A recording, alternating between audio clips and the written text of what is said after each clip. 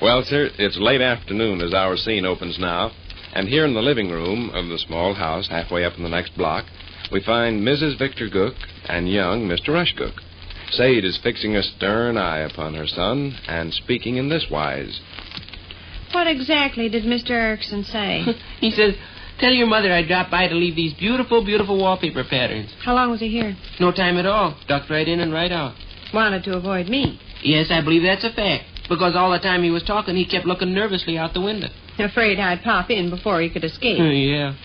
And these are the beautiful wallpaper patterns, are they? Beautiful, beautiful wallpaper patterns. Beulah picked them out, huh? Yeah. Mr. Erickson said a woman's taste in such matters is better than a man's. Oh, ain't he the slick customer? The world's most wonderful landlord. Hey, Guy, who do? Come home. Hi.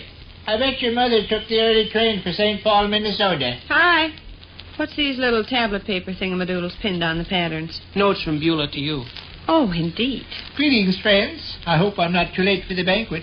Fact of the matter is, I was held up and robbed by two villainous road agents down the street. Didn't bump into Mr. Erickson, did you? Erickson? No, I didn't. He waited till the coast was clear and both you and me away from home and then sneaked in and handed Rush a batch of wallpaper patterns. Really? These rotten things. Look at 'em once. Cheapest, shoddiest trash I ever seen.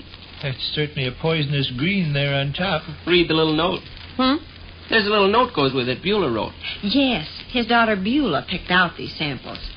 Tell what he said about that, Rush. A woman's taste in such matters is better than a man's. Isn't that a nice box of oyster crackers to take to the picnic? I'm the woman with the upstairs to be papered. I'm the woman that has to live with the wallpaper. But am I the woman to select the paper? No, sirree, sir. His daughter Beulah's the woman to do that. A woman's taste is better than a man's. All right, here's some samples of a woman's taste. You do have a selection, kiddo. How you mean? Erickson didn't show up with just one wallpaper pattern. There must be a dozen or so in that pile. Beulah winnowed out the ugly ones.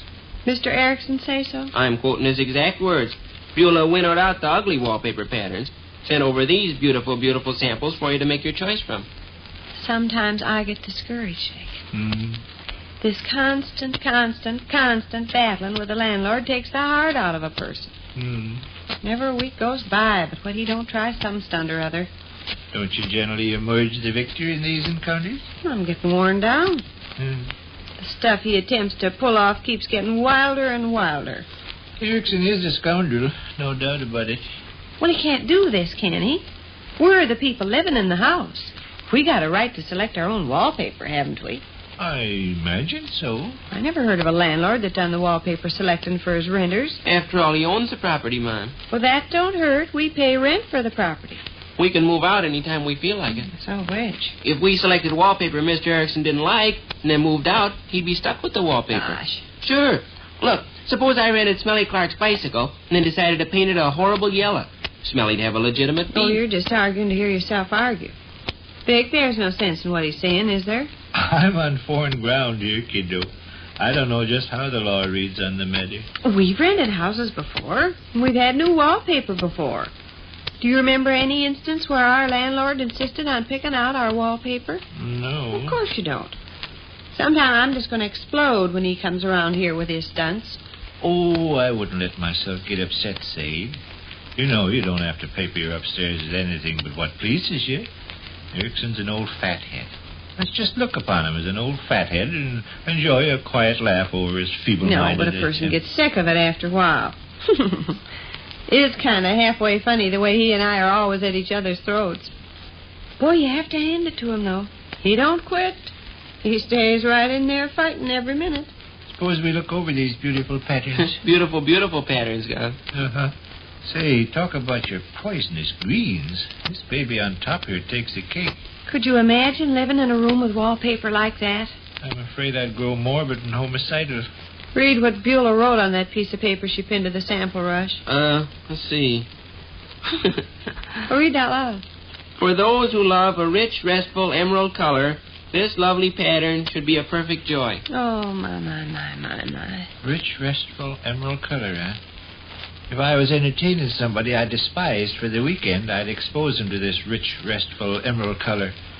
And I'd guarantee by Monday morning he'd feel vaguely ill, be affected with spots before the eyes and a tendency toward involuntary shakes and shudderings. What's underneath the rich, restful emerald pattern, Rush? This nice wallpaper.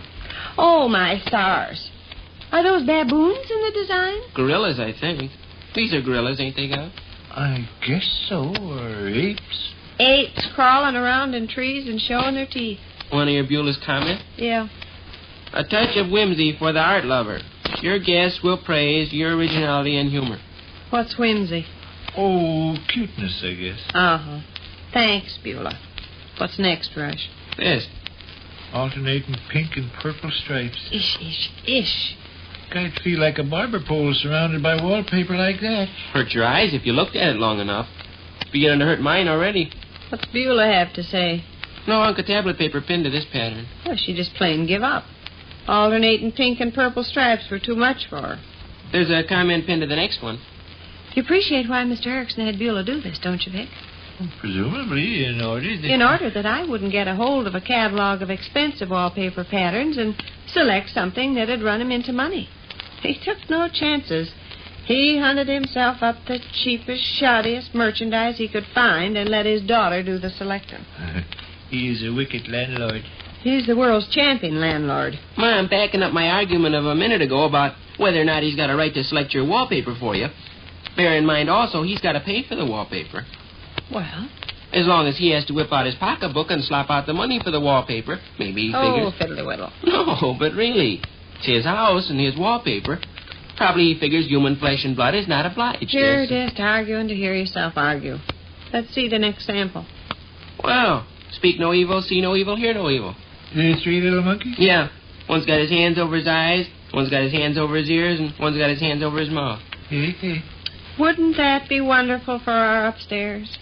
Wouldn't that be wonderful for our upstairs? What's Beulah's comment, Pitchfork? A sweet little thought and a sweet little design combined to make this pattern a perfect darling. You hit the nail right on the head, Beulah. Wouldn't be such bad-looking wallpaper if the monkeys didn't look so stupid. They're out of perspective. Look, this monkey here's got a head twice as big as the monkey next to him.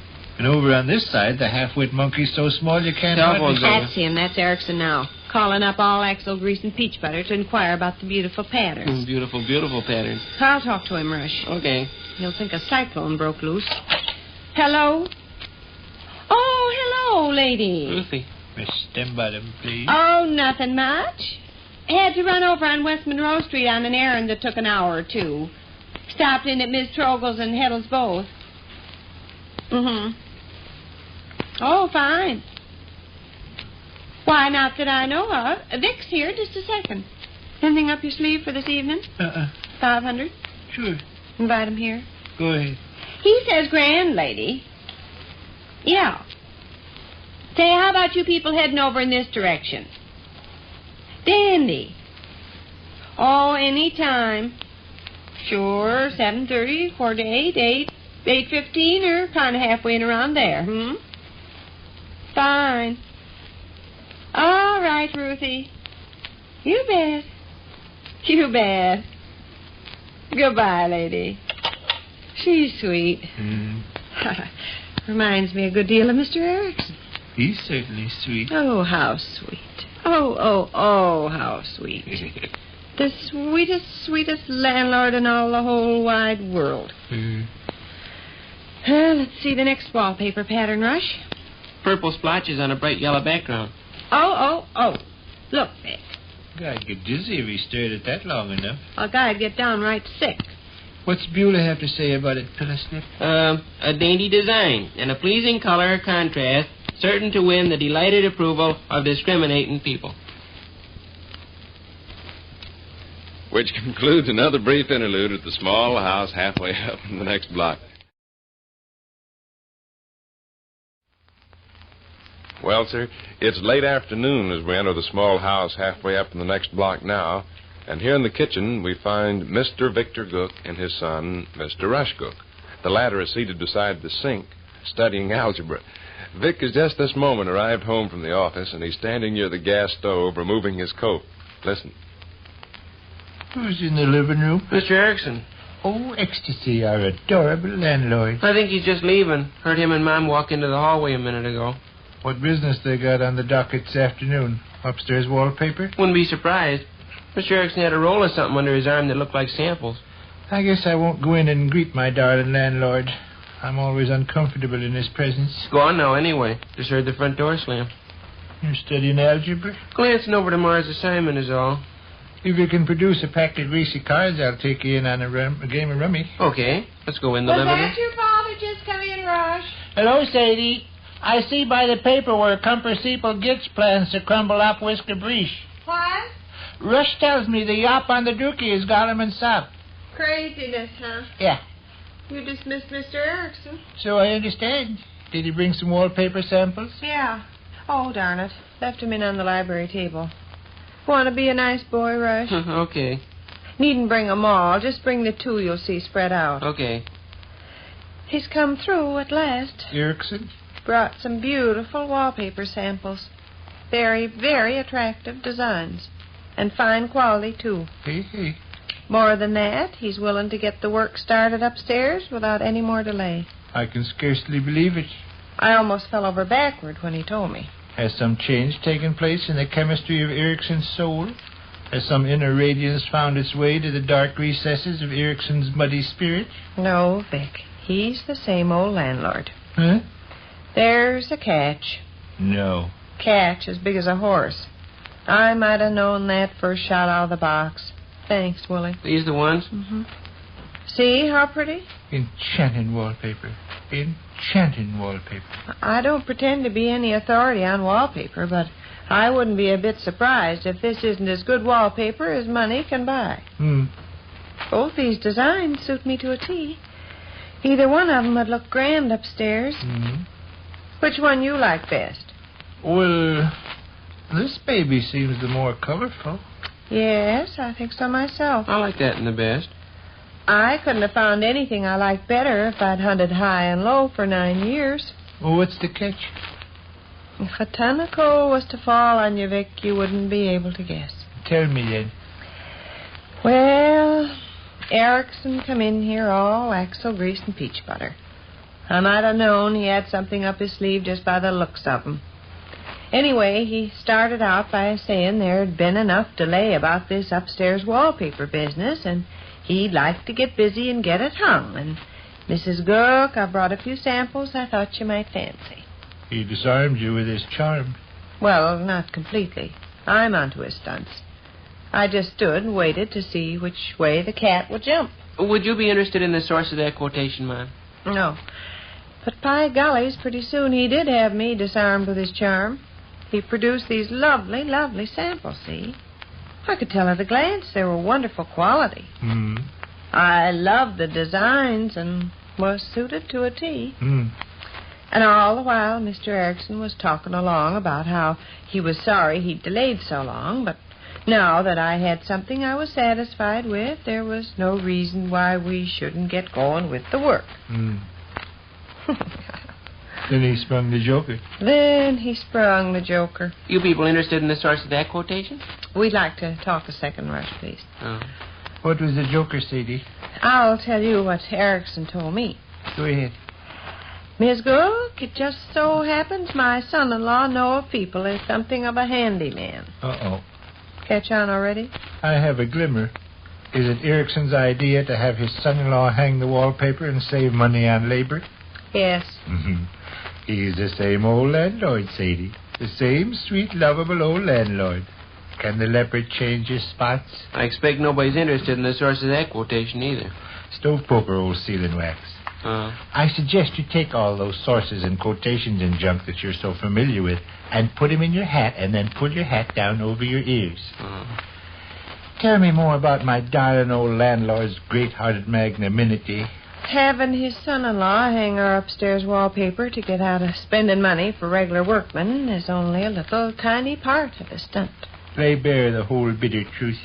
His son-in-law isn't free until around midnight. And the significance of that?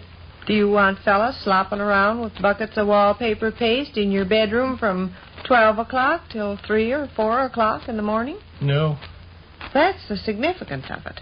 Well, what's simply this. Mr. Erickson's son-in-law, Noah Feeple, Beulah's husband, is a telegraph operator. Telegraph operators work shifts. Noah's is from 3 o'clock in the afternoon until 11 o'clock at night. By the time he gets home, has a bite to eat, changes into his overalls, and walks over here, it'll be midnight or after. Hey. We're generally in bed a long time before that. A keen observation, Flyswatter. Miss Cook, my son-in-law is something of a handyman. He knows a smattering of plumbing, carpentry, paper hanging, watch repairing, and almost anything you can think of that requires manual dexterity. Manual dexterity. Wonder how that stuck in my head. Manual dexterity is a $14 phrase. I'll say. Beulah, too, he went on, is very clever. I think the three of us, Noah, Beulah, and myself, could wind up the job in less than a week, working, say, 4 hours of an evening. Quit about daylight, huh? I suppose. Erickson's the sweetest landlord in all the world. We must catch him someday and smother him with kisses. I don't want that foolish-faced Noah Feeple sloshing around my upstairs with buckets of paste at 4 o'clock in the morning. I don't want big fat Beulah on the premises either. Nor old Erickson rubbing his hands and smiling and pussyfooting in and out of clothes closets. Other people get wallpaper without misery. Take Miss Scott next door. She made Erickson paper her upstairs 3 weeks after they moved in the house. How'd she accomplish it? Had regular paper hangers to do the work, too. It wasn't a family party where the landlord and all his relations come skulking around at midnight with their buckets of paste. How'd she accomplish it? Guess she's smarter than I am. I'll tell you how she accomplished it, Gov. Okay. She used force. She says, Erickson, I want the upstairs papered, and I want it papered immediately. Mr. Erickson began to hem and haw and beat about the bush, just like he does with Mom. Miss Scott says, Erickson, I want my upstairs papered immediately, or I move out. Even went so far as to drag a suitcase down from the shelf and start to pack it. Told Nicer to go up in the attic and bring down the trunk. Yeah. In another second, she'd have gone to the telephone and ordered a moving van. Sure. Say, there's a woman that don't fool. Mr. Erickson had paper hangers on the job that very afternoon. I couldn't get away with that, Vic. I'm not the type. I couldn't tell Erickson to either paper my upstairs or look for another renter. He'd appreciate I didn't mean it. Goodness, I don't want to move. This is my home, and I like it here, and I just don't want to move. Well, what was upshot, Mom? Are Beulah and people and Erickson going to come here at midnight and stay till 4 o'clock in the morning, slashing around with buckets of paste, while you and Gov and myself try to get some sleep with all the lights turned on bright? No. The neighbors wondering what the heck's going on? No, nothing like that's going to happen. Matter's still up in the air. Matter's still up in the air. You're no closer to getting your upstairs paper than you ever were, huh? Not a speck closer. Deadlock. Deadlock. Maybe next time I see Erickson, I'd best paste him one upside the snoot. What you think? Oh, I don't care. I'll carefully grasp him by the coat collar. I'll draw my fist way, way back. I'll take careful aim, and I'll let go. Look at these lovely, lovely wallpaper samples. They're so pretty. Hey, Mom, no. It's not that bad. Which concludes another brief interlude at the small house halfway up in the next block.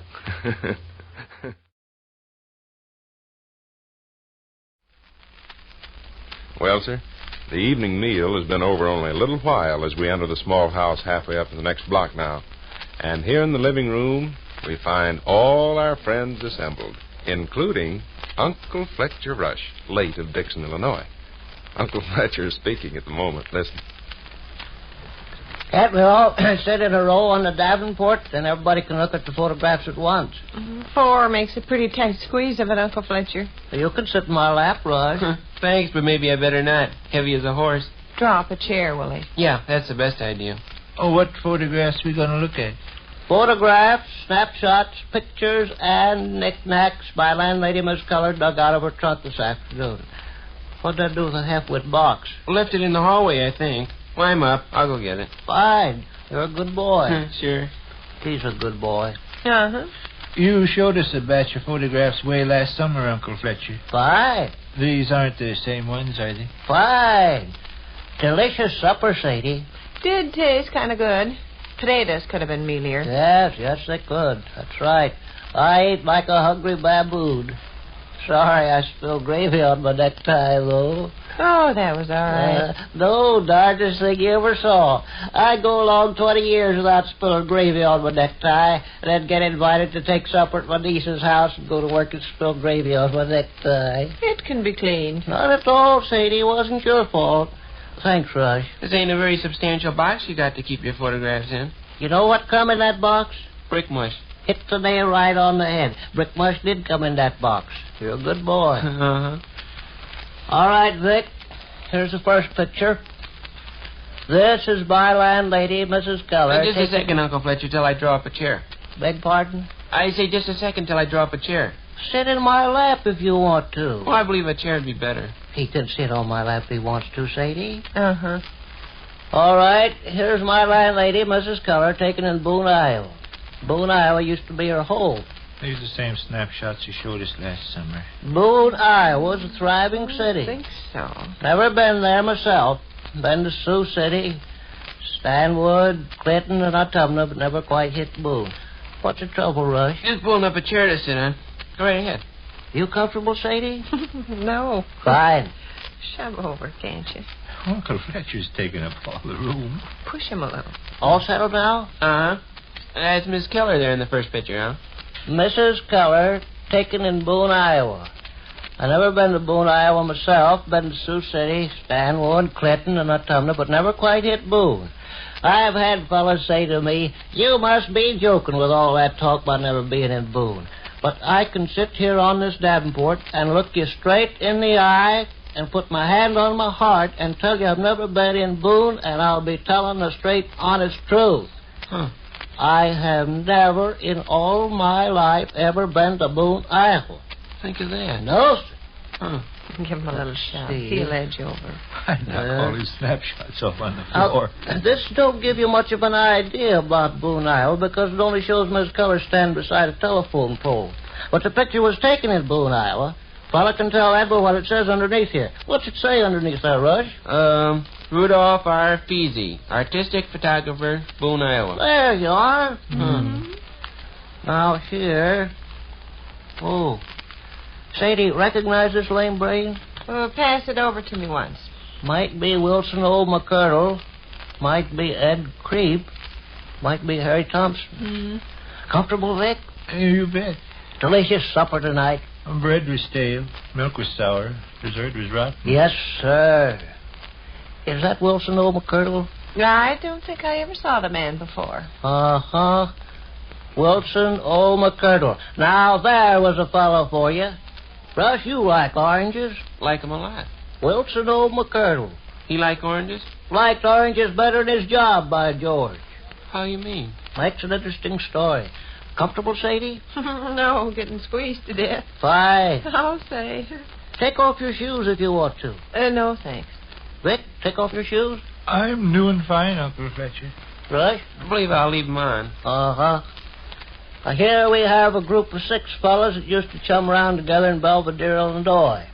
Edson Foss, John L. Stack, Pete Scratchley, Simon Foperman, Charlie Slasher, and myself. Here I am. Uh-huh. Vic? Uh-huh. Sadie? Uh-huh. Notice the funny hat I got on? Yeah. Still got that hat around the place somewhere, unless I left it in Dixon. I'd certainly recognize it if I saw it. Spilled gravy on that hat. You spill gravy on your hat? Uh-huh. Strike you comical? Sure does. You probably got the idea I was eating my supper with my hat on, tried some acrobatic stunt. Fact of the matter was, I had my hat in my lap. Oh. Sitting in a restaurant, see, had my hat in my lap, went to work and spilled gravy on it. Yes, sir. Us 6 fellas in this picture used to chum around together a good deal there in Belvedere. Edson Foss and Charlie Slasher dead now. Kicked a bucket years ago. John L. Stack never did know what become of. He bought a ticket for Lansing, Michigan one Saturday afternoon and never come back. Now, whether he's still in Lansing, Michigan, or gone off someplace else, I haven't the slightest notion. Pete Scratchley, understand, lives with his married daughter in Duluth, Minnesota. Simon Fooperman, still in Belvedere. Get a Christmas card from him every Christmas. Talented fellow, Simon Fooperman. He can preach a sermon, do a card trick, scrape off a tune on the violin all at the same time. Also, great hand to tease the ladies. Everybody seen all they want to of this photograph? Mm-hmm. Let's see what we got next now. Oh, fella I don't know. Another fella I don't know. Still another fella I don't know. 3 fellas I don't know. Wonder where in Southern Mrs. Color dug up these photographs. Sadie, here's 3 fellas I don't know. Want to hand them to your mother, Rush? Sure. Uncle Fletcher, do you remember way last summer the 4 of us sitting out on the back steps looking Wilson old McCurdle again, by George. How'd he get in here twice? He the man that liked oranges so much? Liked oranges better than he liked his job, even. Matter of fact, he quit his job because he liked oranges so much. How was that? Makes a darn interesting story. I'd like to hear it. Uh-huh. Through with those 3 fellas I don't know, Sadie? Yes. I better put them back in the pile so they don't get lost. Expect they're Mrs. Keller's property. Mm-hmm. Here we are. Oh, hurry about them. Examine them as long as you please. I've examined them enough. 3 fellas I don't know. Uncle Fletcher, Smelly Clark was telling me the other day his uncle... Smelly's a good boy. Uh-huh. He was telling me his uncle's... Smelly's all right. Sadie, snapshot of Delmer Chunk. Really? Delmer was an old beau of yours, wasn't he? Oh, Bo Bessie's. Oh, is that the way of it? I knew he was an old beau of somebody's. Who'd he finally marry? Ethel Harsher. Don't place the name. She wasn't a Dixon girl. Belvedere girl? No, I don't think so. Starting girl? Could have been. Washington girl? Maybe. DeKalb girl? Golly, I don't believe I remember. Most likely Sycamore girl. Yes. Uh-huh, Sycamore girl. Vic, Delmer Chuck, old beau Sadie's. Old Bo Bessie's. Fine. Comfortable, Rush? You bet.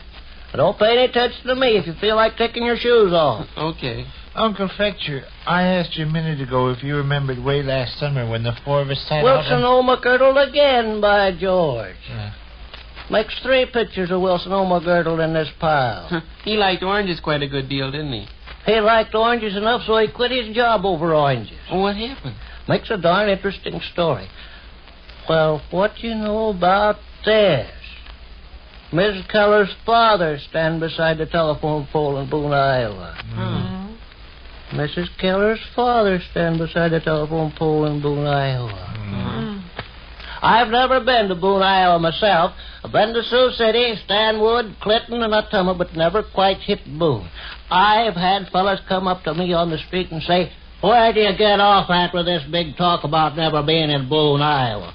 It's hard for some people to get stuff through their heads, see. They'll insist I've been to Boone, Iowa. But I can sit here on this Davenport and look you straight in the eye and put my hand on my heart and tell you I've never been to Boone, Iowa, and I'll be telling the absolute, straight, honest truth.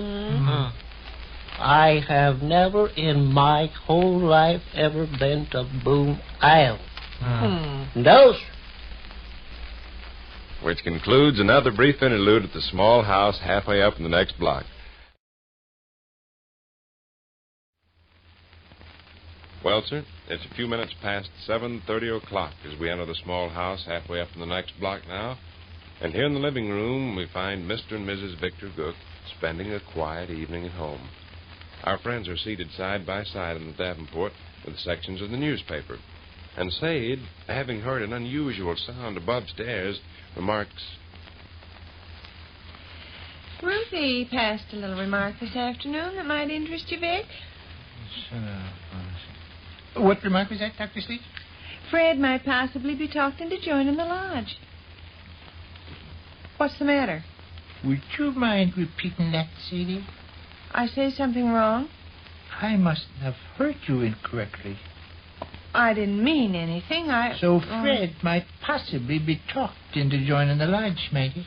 Well, I guess I shouldn't have put it exactly that way. What I was trying to do... Yeah? Step to the bookcase. Out of my large library, select the following volume. You scared me. I was reading a piece in the newspaper and not paying any Out of my attention. large library, get volumes 2, 4, 6, 8, 9, and 10. Okay. I'm sorry, Vic, if I said the wrong thing. Volume 7, too, Rush. Okay. Vic, I'm sorry. I never meant it to sound like Fred was doing the lodge a favor by joining. I So only Fred meant... might possibly be talked into joining the lodge. Where's my hat and coat? I'll run right over. If there's any chance of his being talked into joining the sacred stars of the Milky Way, I'm the baby to do the talking. I'd be insane if I let an opportunity like this slip through my fingers. Well, now, you listen. I appreciate I opened my mouth and put my foot in it. And I've said I'm sorry. You don't need to act up. That is the most unbelievable thing I ever heard in all my life. Volumes 2, 4, 6, 7, 8, and 9, guys. Yes. It'll be quite an arm load. Oh, and you needn't think you're going to read me a bunch of trash out of books, either. Were you quoting Ruthie's actual words, Sadie? No. Did she say, Sadie, I think Fred might be teased and persuaded into becoming a sky brother in the sacred stars of the Milky Way? No, she didn't say that or anything like it. The remark I made that upset you so was my own remark and nobody else's. We were walking home from downtown, Ruthie and me, and Ruthie Thank just you, Rush. kind of... My George, these are heavy. Fix your lap. Lay him down beside me here on the Davenport. You gonna read Mom 6 whole books? Turn to page 126 in volume 4. 126, volume 4. Vic, I just won't listen to a lot of trash. I think you will. Let me tell you exactly what Ruthie said, and then we can straighten out this business all smooth and sensible. Fine. I'm anxious to hear exactly what Ruthie said. I realize, Vic, your lodge means a lot to you. I wouldn't hurt your feelings on purpose. And I've already explained I didn't mean to say what I said the way it sounded. Fred might possibly be talked into joining the lodge. Oh, you're just going to work and making a great big thing out of this. Fred might possibly be talked into joining the lodge. Well, I certainly don't know what a person can do on top of saying they're sorry. Rush, have you found page 126? Yeah, volume 4. Read. Begin at the top? Yes. Vic, I won't listen to that trash. Read, Rush. I'll go upstairs. Read, Rush. I am only a poor simpleton, here on earth below. I am only a miserable creature, sitting in the Say, sun. do you realize a man has to be sponsored and vouched for and everything else to become a sky brother, the sacred stars of the Milky Way? Yes, I realize that. And Read, I also Rush. realize... I am only a poor simpleton. Did Here you on... think a candidate for membership in the lodge simply walked up to the hall and bought a ticket? I am only a poor simpleton. Did you think candidates for membership in the lodge had to be persuaded to join? I'm not going to talk about it anymore. By George. I am only a poor simpleton. Remember when I petitioned for entrance into the lodge? My character was investigated. My past life was studied. 6 substantial citizens of the community had to vouch for me. I am only a poor simpleton. Oh, yes, and you sound like one. Put that book down. Okay. Fred might possibly be talked into joining. Hey, we're going to put an end to this craziness right here and now. Ruthie simply remarked that Fred had a little extra money these days on account of all the overtime he's been putting in lately, and she wouldn't be surprised, But but would he possibly be talked into I'm joining? talking, please. She said she wouldn't be surprised but what he might approach Telephone you ringing. about, maybe seeing what you thought about his applying for membership in Telephone's ringing. Telephone's Well, ringing. answer That's it. Don't just stand there. That's what she said, and that's all she said. Well, hello, Miss Denbottom. 500. Fine, thanks. No, they're both right here in the living room. Want to speak to Mom? How about it? Okay. 1 second. Mom. How about it, Vic? 500? Answer a person. I'm going to tell him to come ahead. Oh, goodness. All right, son. Oh. I'm going to tell him to come ahead. Hello there, lady. Oh, finished long ago. Just sitting around with our teeth in our mouth is all. Why, that'd be lovely. Hey, Vic, here's people feel like 500. That'd be lovely, Ruthie. You'll come here, won't you? Fine. Fine. All right, we'll be looking for you. Take all the time you want. All right, lady. Dandy. You bet. Goodbye. Well, what flavor ice cream you want from the drugstore? Vic, now your actions are just silliness. You let yourself get mad, and now you want to stay mad. I apologized for the stupid thing I said and even explained how everything was. You needn't sit there with that look on your face. Excuse me, people, but what flavor ice cream you want from the drugstore? Pick up all them books and put them back. Oh. Read page 126, volume 4. No. Read, Rush. Oh, shucks. Read. I want you to hear this, Sadie. I am only a poor simpleton. When Fred and Ruthie get here, don't you let on about this foolish business. I am only a poor simpleton. If you have to be mad at somebody, be mad at me. I am only a poor simpleton. After all, why shouldn't Fred join the lodge? He's a good, honest, substantial family man. He's foreman at the foundry and goes to church and pays his bills. He can find plenty of fellas here in town to vouch for him. Read, Rush. Oh, heck, I'm tired of calling myself I've already explained 8 million times it was my remark that hurt your feelings. I wasn't repeating anything Ruthie said. All Ruthie said was Fred had a little money ahead. He's been thinking about applying for membership in the Sacred Stars of the Milky Way a long, long time. He sees all the enjoyment you get out of it, and he wishes he could be in on the fun. Fun. Well, inspiration then. Benefits, pleasure, whatever you want to call it. He sees you going to meetings and wearing fancy robes and marching in parades and getting your name in magazines and this, that, and other stuff, and he'd like to have a part in it. But the expense has held him back. There's an initiation fee and a dozen different kinds of dues and regalia to buy, and I don't know what all. You'd like to have Fred in the lodge? You know you would. My attitude concerning Fred's membership in the lodge has no I bearing. know it hasn't. What you got peeved about was my talking like maybe Fred could be coaxed into joining the darn lodge like he was doing the lodge some favor. Well, I apologize for that. Apologize till I'm blue in the face. You understand how stuff is, and yet you sit there like you were some enormous big martyr. Well, I'm through apologizing. Now stop acting the baby. Rush, you have to trot the drugstore. Uh-huh. What flavor? Oh, strawberry. Mr. Stembottom said last time he was here he was tired of strawberry. Chocolate, then. He never did like chocolate. Caramel and New York, tutti frutti, I don't care. Give me money, somebody. Give him money, somebody. Vic, get that look off your face. You hear? Get that look off your face. Which concludes another brief interlude at the small house halfway up in the next block.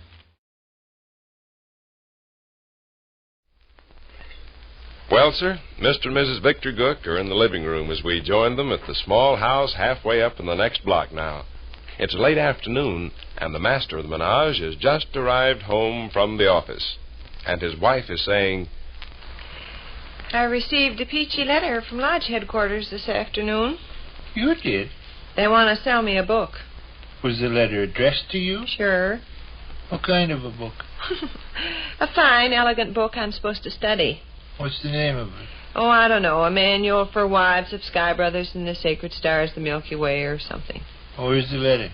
I believe I left it on the kitchen sink. Brush still out there? Yeah, studying algebra. Oh, Willie, bring in that yellow envelope and trash on the sink. Okay. Them Chicago fellas sure got their nerve. Boy. Tell me I ought to wash my face nice and clean so my husband won't be ashamed of me. Oh. Truth. One of the rules to be followed by wives of lodge members. Keep the face and hands clean at all times. Who are they to insinuate I go around with a dirty face? That stuff cooking on the gas stove okay, ma'am? Why? Making a gurgling sound like it needed water. That's all right. You through studying algebra? For the time being. I may get in a few more licks after supper. Hello, guy. I believe I greeted you in the kitchen a moment ago. Yeah, you did. Then I won't waste any breath with further hellos. Okay. Here's your letter, ma'am. Thanks. You interested in a hand or two of rummy? Smelly Clark passed an astonishing remark this afternoon. He was sitting on a bench in the gymnasium taking his shoes off, and he noticed a hole in his sock. And he says, fellas, let me call your chum, Homer U. McDancy, wrote this elegant book Lodge headquarters want to sell me. A manual for wives of Sky Brothers in the Sacred Stars of the Milky Way, by Homer Hugh McDancy. Well, He's on your all-star marching team, isn't he, Gus? yeah. They didn't send you the book itself, did they, kiddo? No, just samples and selections from the different chapters. Here's a list of rules. The one about keeping my face clean is right up on top. To be a true and loyal wife of a sky brother in the sacred stars of the Milky Way, Madam will take pains with the neatness of her person. She will never appear in her husband's presence with soiled hands or dirty face. Huh. Now, I ask you. Well, it's good advice. Homer Hugh McDancy must be in the same class with those other idiots. What other idiots? Oh, H.K. Fleber and Y.Y. Flurch and Robert Slobbert Hink. Read me the letter. I dropped it on the floor. Pick it up, will you, Sonny? Huh? Here's another beautiful rule I'm supposed to follow. To be a true and loyal wife of a sky brother in the sacred stars of the Milky Way, Madam will refrain from stealing property belonging to others, using coarse language, and engaging in rough street brawls. Well, that is pretty stupid. No, it's fine advice. I'm so used to stealing property belonging to others, though, and using coarse language and engaging in rough street brawls, I don't know whether I could quit now or not. Read that letter, George. Huh? $3.75 they want for their dandy book. Believe I'll send for a dozen. Mrs. Victor R. Gook. Madam, we take pleasure in announcing a new volume just off the press. A manual for wives of sky brothers in the sacred stars of the Milky Way by Homer Hugh McDancy. Mr. McDancy is a distinguished author residing in East Brain, Oregon, and his latest work promises to set high standards for books in the practical field. You will find enclosed a leaflet containing excerpts from the manual. We hope, Mrs. Gook, that you will find... Cough up $3.75. Huh? We hope, Mrs. Gook, that you will cough up $3.75. Oh, yeah, that's what it's leading up to. Give me the letter, tomato juice. Huh? Latin also I'm supposed to learn, it says here. Yeah? To be a true and loyal wife of a sky brother in the sacred stars of the Milky Way, Madam will acquaint herself with a treasury of Latin phrases to be committed to memory and recited at mealtimes. Here are a few typical examples. Read them. In hoc spitaldum clock eep ad agricola spinach es phobo Raymond Bierman itch ickle yamp libertas cum cornucopia fish. Oh, goodness. Read some more. No. Go ahead. At meal times, I sit down at the table, but instead of saying, please pass the potatoes, I say, yammer thump ad gallia devisa trays parties hunk. It's a handsome enough book. Is it? Mr. McDancy's volume is bound in fine red leather inscribed with gold. It is printed on vellum paper and furnishes a very attractive adornment for the bookcase or library table. Well, it should, for all that money. Copies personally autographed by Mr. McDancy, $4.25. Charges 50 cents for just writing his name, huh? Ink must be expensive in Oregon. Copies with a photograph of Mr. McDancy in full large regalia, serving as a frontispiece, $5.10. Copies with photograph and autograph both, $6.50. Those are the copies I want. A whole gunny sack full of them. Another nice rule for you to follow, ma'am. What's that? To be a true and loyal wife of a sky brother in the sacred stars of the Milky Way, Madam will see that the home is kept swept and dusted at all times. It is suggested that Madam purchase a broom and use it regularly. Good old Homer Hugh McDancy. He's right up to snuff. Rush, you want to go to the store and buy me a broom? I've always wondered what a broom looks like. I'm surprised at this nonsense myself, Sade. A bunch of nitwits must have filled it into Lodge headquarters.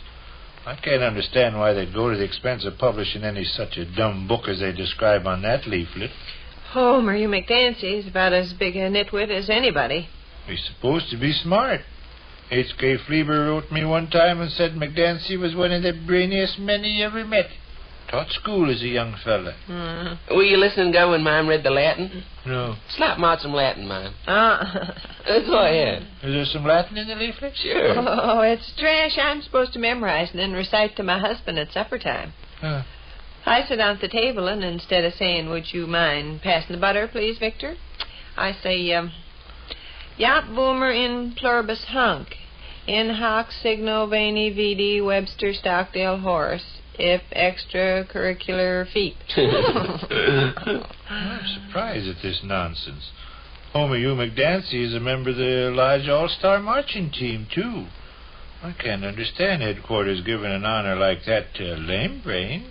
Well, there's plenty other lame brains on that marching team. Are there? Well, H.K. Fleeber. You're not even acquainted with H.K. Fleeber. No, I'm not. But he sent me a pair of men's easy slippers at Christmas time addressed to Charlie, Gus, Walter, and Margaret. What did he send you, Willie? A pipe without any stem on it addressed to Hazel, Eddie, Herman, and Fat. H.K. Fleeber for you. Name over some more lame brains on the All-Star Marching Team. Mm-hmm. Everybody knows why Flurch isn't bright. Really? Wears his shoes on the wrong feet. Does that conclude the list of lame brains? Are Robert and Slobbert Hink on your marching team? Yes. Well, if they're in their right minds, I'll send my undershirt to Detroit, Michigan, parcel post. Do Robert and Slobbert wind up your list of lame brains? Who else is in the outfit? O.X. Bellyman. Don't know anything about him. J.J. Stunboat. I don't know anything about him either. I. Edson Box and Harry Fye. Another nice rule for you to follow, Mom. To be a true and loyal wife of a sky brother in the sacred stars of the Milky Way, Madam will at all times be cheerful, truthful, and obedient. She will be on the alert to anticipate her husband's slightest wish. Trust me, Homer. Oh, shucks. You going someplace? Like the surface home. I told him I might drop around for a game or two of indoor horseshoe before suppers. What time we eating? Oh, I think my things will be ready by 6. Okay. Better be back a little before then to be on the safe side, though. Okay. Movie show might be nice this evening. Yeah. What's on? Gloria Golden and Four-Fisted Frank Fuddleman. Name of the picture? Gazing into your eyes like this is heaven, minor league assistant umpire Drake. Supposed to be good. According to the paper. Well, we'll see what your father says. Oh.